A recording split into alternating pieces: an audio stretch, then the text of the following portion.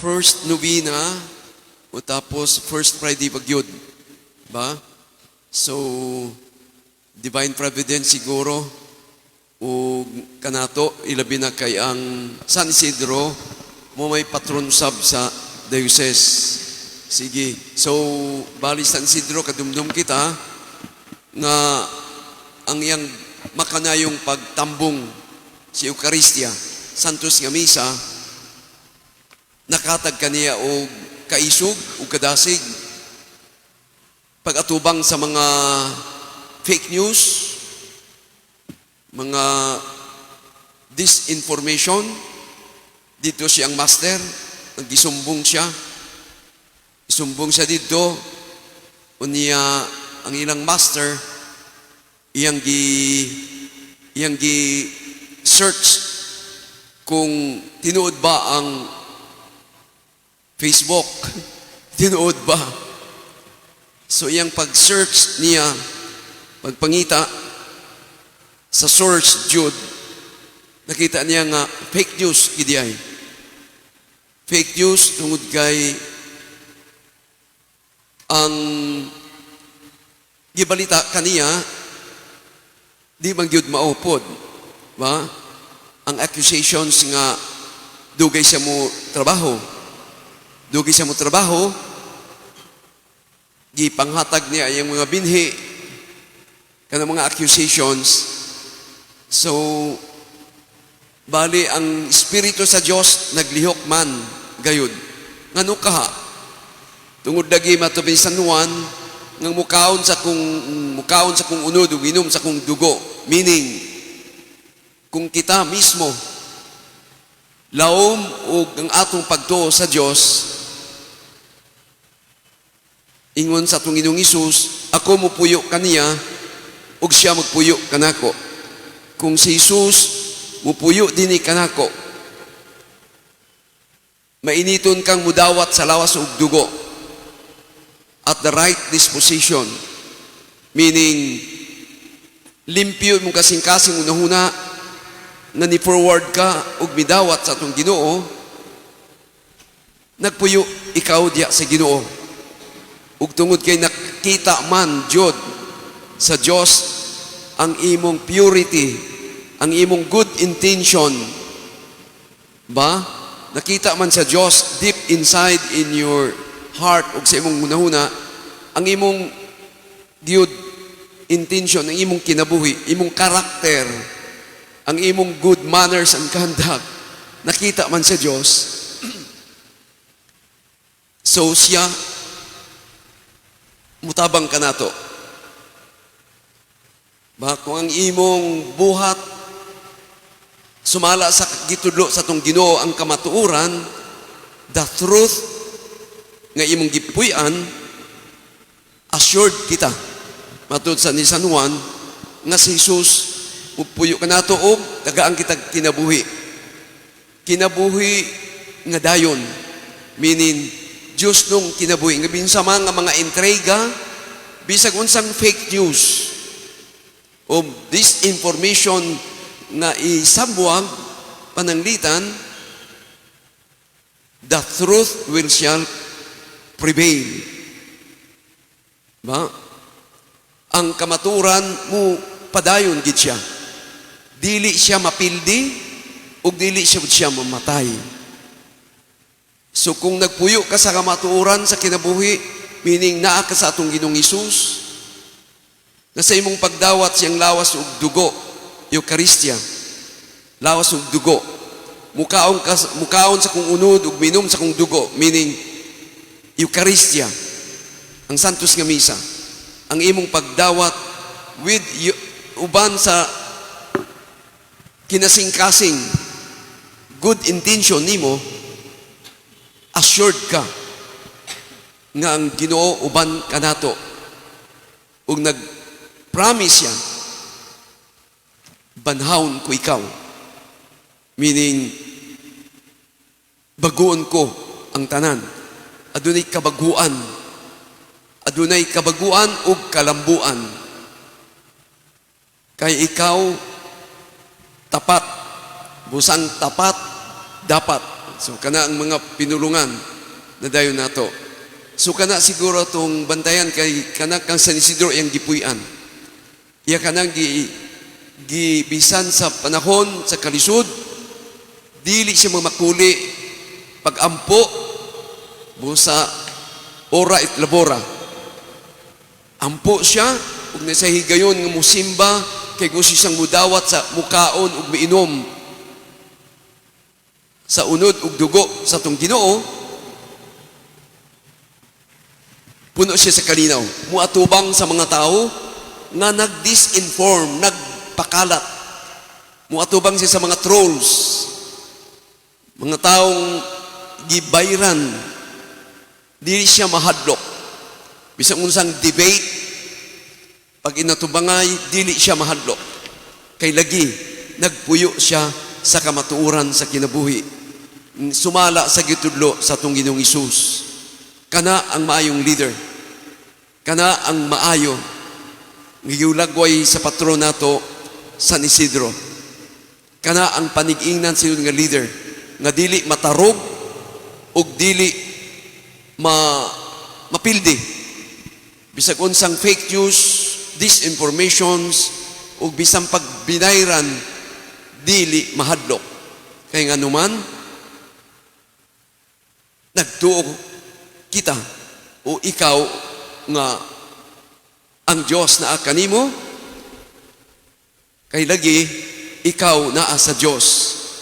O sigurado kita, panalipdan kita. Panalipdan kita, giyahan kita sama kang San Isidro. Giyahan ug magmaisugon gyapon pagtrabaho.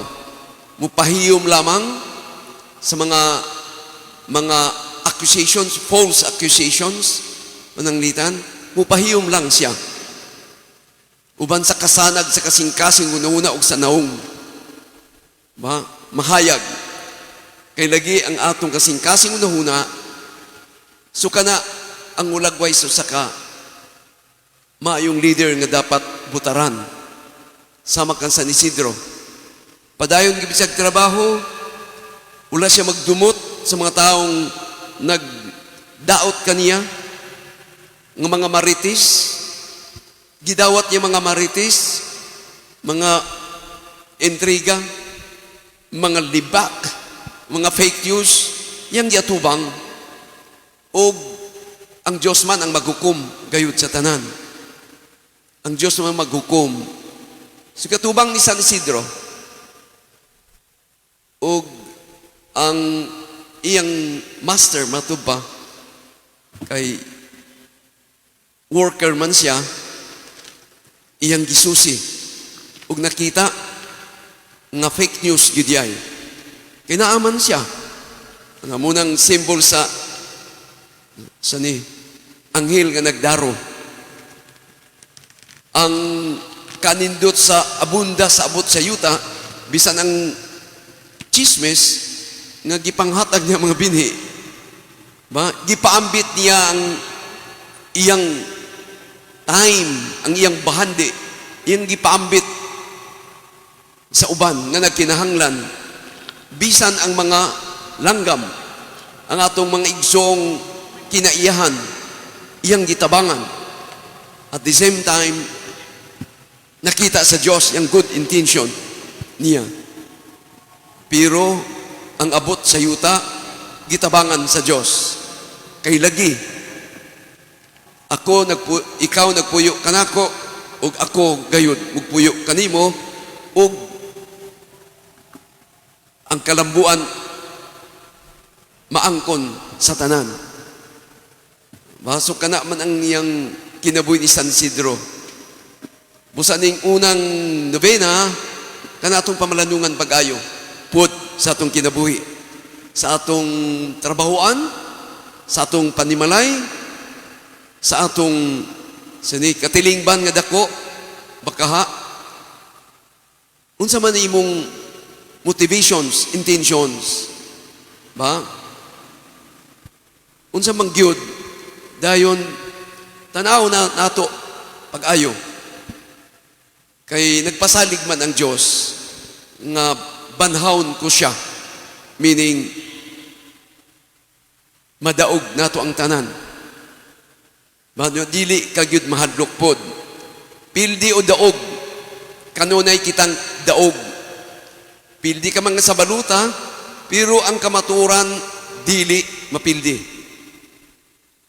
Ang kamaturan walay kamatayon. Patyon man ka, pero dili mamatay ang kamaturan. Dili mamatay ang kamaturan, dili mamatay ang espiritu sa Dios. Dili mamatay ang espiritu sa Dios nga atong natagamdam diha sa bunyag. Ang espiritu sa Dios gipandungan kita. So ang espiritu sa Dios magdasig ka nato, mag-isog ka nato, pagpuyo gayud sa kamatuoran. Ug ang taong nag-inspired sa Espiritu Santo, kanunay niyang gi-sustain, iyang gipakaon sa lawas ug dugo sa atong Ginoo. Meaning, ang makunayon ninyong pagtambong, pakigiusa sa santos nga misa. So kana siguro ang atong bantayan nga kitang makanunayon gayud, labi na dili mo palta matag adlaw magsimba og mga lawat. Number 1, na kay right disposition. Limpyo mo kasing-kasing, limpyo na huna, ikaw nagpuyo diha sa Ginoo. Ug siya, sigurado mo puyo kanimo. So kitang nagpuyo sa kamatuoran, subay sa kamatuoran ni Jesus, nagsaad siya. Banhawon ko ikaw.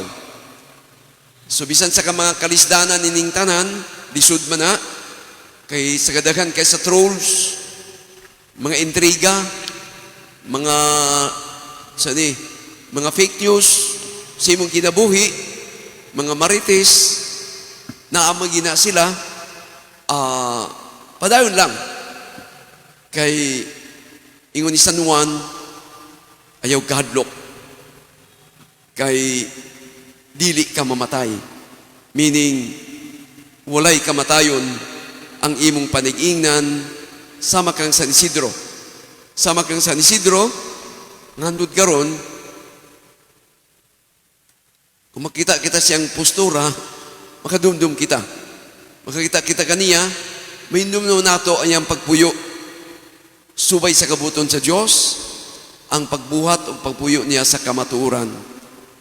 So, atong pangayon sa atong Ginoong kining tanan, ilibinas ng mga pag-ampo kay Friday karon, Saturday and Sunday.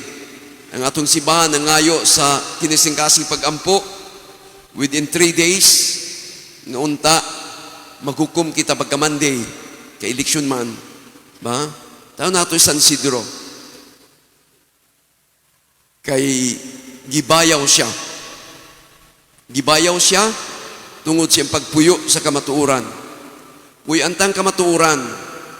Ang kamatuoran nga ang atong eleksyon usa ka gasa, usa ka gift, usa ka gasa, usa ka grasya gikan sa Dios nga kung atong puy-an gayud mabanhaw kita. Di lang ikaw mabanhaw, dili lang ikaw mo angat kitang tanan. Tungod kay nagpuyo kita sama kang San Isidro. Kana ang atong gipaninguha, ilabi na sa 3 days nga pag-ampo, first Friday karon, first Saturday karon sugma, ang putling kasing-kasing sa atong inahan, magpangay itag tabang, pagka Sunday, you have to decide. Mag-decision kita, kanang decision na nakabase sa atong simbahang Katoliko, bunga sa atong pagpalandong, pag-search, pagtanaw sa correct, o ang resulta, kini ang kamatuoran. So, nag-ampo kitang tanan, labi na kaming simbahan, mga leader, nga unta, giyahan kita sa Espiritu Santo, aron matabangan kita sa atong pagpili, o sa atong pagdawat sa lawas ug dugo sa atong Ginoong Hesus, ning iyang halaran, basgugon unta kita, magmaisog unta kita, bisan pa man sa mga tentasyon karon ugma ug Domingo nga nakunoy ulan mo ng mga Pilipino. Wala pa may ulan pader, ulat lang kay mubaha. Ulat lang kay mubaha sa Domingo. Karon taligsik ugma ulan pagka Domingo baha kay mo nang gibutang na sa tong pangisip. Nagulat kitag ulan ba? Nyalain atong ulan sa eleksyon. Dili unta kita magpatintal ana o kung pananglitan mato pa sa mga obispo, panginahanglan mo jud pag-ayo, makatabang pag-ayo kanimo, then ikaw mag-decide. Pero kukuptan ta lang ang kang San Isidro nga bruganan, o kung makuptan ta siya, atubangon ta, o kung mahimo, ayaw, dino ibaligya ang inyong dungog, o ang kaugmaon sa atong mga kabataan. Kay ang my vote is not for sale. Kanang grasya sa Diyos. Ba? So kanatong gipangayo sa atong Ginong Jesus uban kang San Isidro ning iyang unang adlaw uban sa kasing-kasing ni Jesus ning First Friday ug sa putling kasing-kasing sa atong mahal nga inahan ang mahal Gabriel Maria nga unta panalipdan ug bantayan kita nining tulo ka adlaw, Biyernes, Sabado ug Domingo. Manindog kitang tanan sa atong mga pag-ampo